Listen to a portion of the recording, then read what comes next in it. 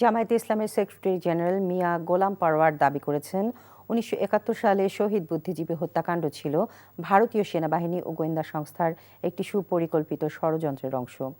রাজধানীর ফার্মগেটের কৃষিবিদ ইনস্টিটিউটে শহীদ বুদ্ধিজীবী দিবস উপলক্ষে বাংলাদেশ জামায়াতে ইসলামী ঢাকা মহানগর উত্তর আয়োজিত আলোচনা সভায় এসব কথা বলেন তিনি।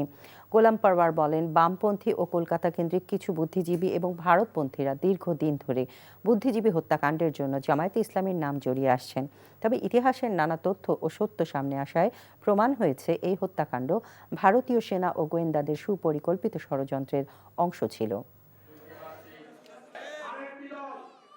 বুদ্ধিজীবী হত্যার ঘটনা নিয়ে তাদের প্রথাগতভাবে সমস্ত দায় দায়িত্ব ঘৃণিতভাবে জামায়াতে ইসলামীর উপরে চাপাবার যে চেষ্টা করেছেন, তিলে তিলে ইতিহাসের অনেক ইতিহাস এবং তথ্য আবিষ্কার হচ্ছে যে এই হত্যার পিছনে দিল্লির পরিকল্পিত ষড়যন্ত্রের ভিত্তিতে ভারতীয়রা আমাদের এই সেরা সন্তানকে হত্যা করে।